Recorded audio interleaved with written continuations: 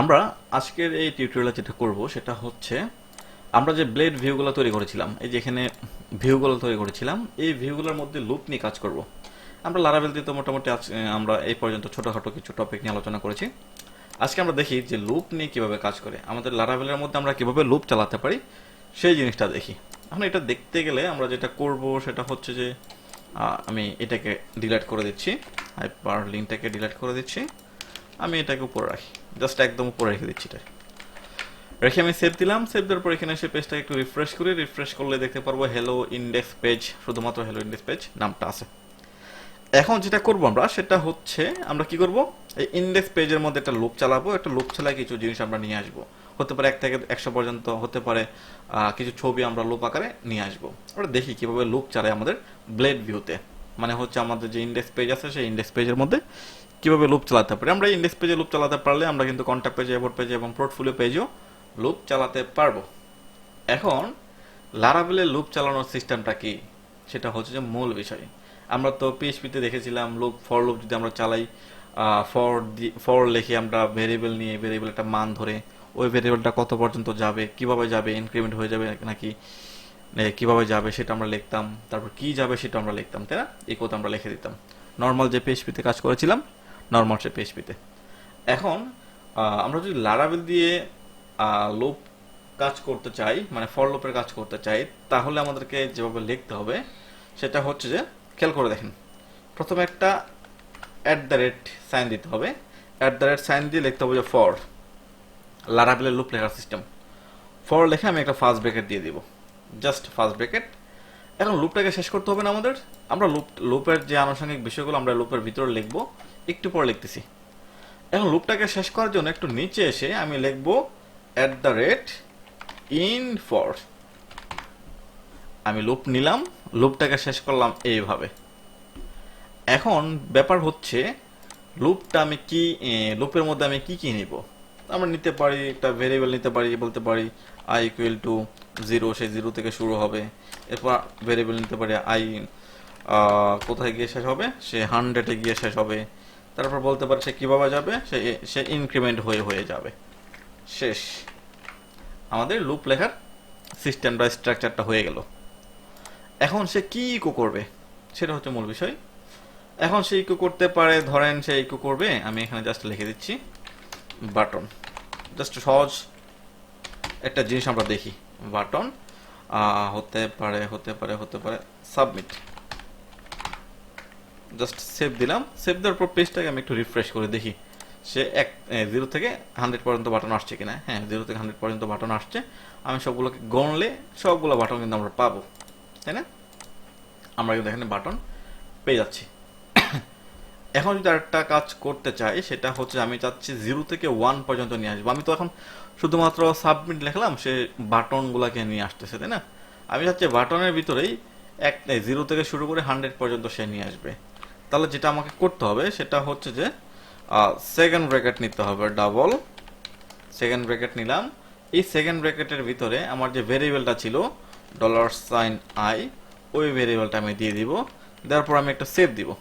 Save দেওয়ার পর এখানে এসে যখন রিফ্রেশ করব তখন দেখবো সে 0 থেকে 99 পর্যন্ত, মানে টোটাল 100টা বাটন কিন্তু সে নিয়ে নিছে। এইটাই হচ্ছে আমাদের বাটন লেখার সিস্টেম।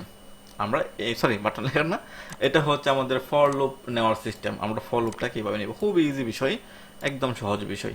আমি আরেকবার বলে দিই, সেটা হচ্ছে অ্যাট দ্য রেট দিয়ে শুরু হবে ফর, দেন ফরের যে আনুষঙ্গিক বিষয়গুলো আমরা ফরের ভিতরে, ফার্স্ট ব্র্যাকেটের ভিতরে লিখে ফেলবো, এবং ফরটাকে শেষ করব ইন ফর দিয়ে, এবং মাঝখানে আমরা যে জিনিসগুলো নিব মাঝখানে সেই জিনিসগুলো কিন্তু হবে।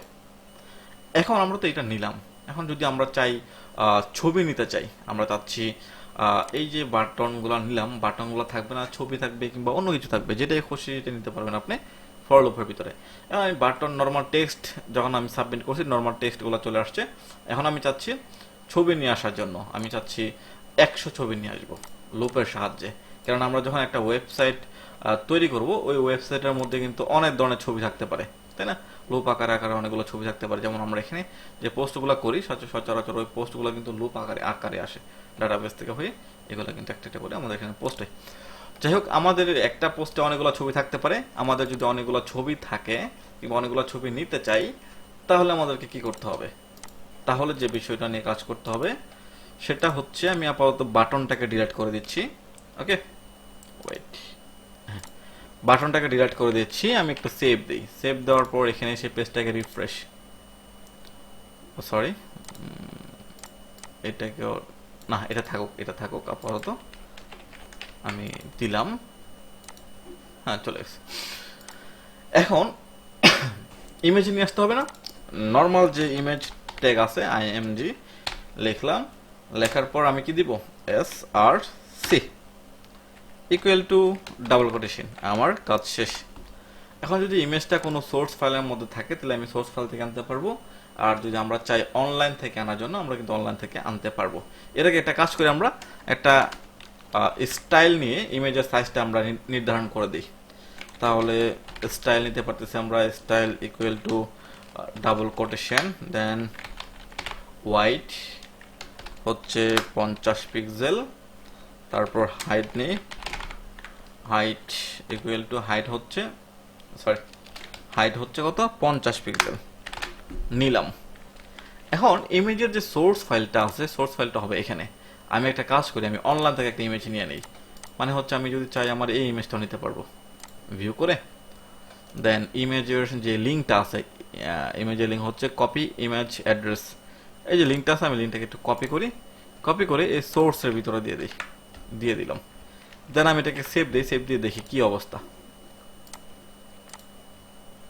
এই যে দেখেন, একদম 100 পর্যন্ত ছবি কিন্তু চলে আসছে। খুব সুন্দর একটা জিনিস না? 100 পর্যন্ত ছবি চলে আসছে। এখন আপনি হোয়াইট হাইট যদি আপনি আপনার মতো করে বাড়ায় দেন, হোয়াইট হাইট আপনি আপনার মতো করে বাড়ায় দিতে পারবেন। যেমন ধরেন এখানে আমি এটাকে 100 করে দিচ্ছি, এটাকে আমি 100 করে দিচ্ছি। ওকে, আমি সেভ দিচ্ছি। সেভ দেওয়ার পর এখানে এসে পেজটাকে রিফ্রেশ করলে এটা কিন্তু 100 নিয়ে ফেলবে। 100 পর্যন্ত ছবি কিন্তু চলে আসছে। এভাবে আমাদের অনেকগুলো ছবি প্রয়োজন পড়তে পারে, 10টা ছবি প্রয়োজন পড়তে পারে। একটা পোস্টে 10টা ছবি দিব আমরা। যদি 2টা ছবি প্রয়োজন পড়ে, আমরা 2টা ছবি দিব। আর যদি আমাদের ছবিগুলো আমাদের কোনো সোর্স ফাইলের মধ্যে থাকে, তখন কিন্তু আমরা এই সোর্স ফাইল থেকে আমরা ইমেজটা জাস্ট লিঙ্ক আপ করে দিব। অথবা আমরা অনলাইন থেকে কিন্তু ছবি নিতে পারবো। তবে আমরা যদি এই ছবিটা ডিলিট করে দিই, আমার ফেসবুক প্রোফাইলে যে ছবিটা আছে, এটা যদি আমরা ডিলিট করে দিই, তাহলে কিন্তু এখান থেকেও এটা ডিলিট হয়ে যাবে।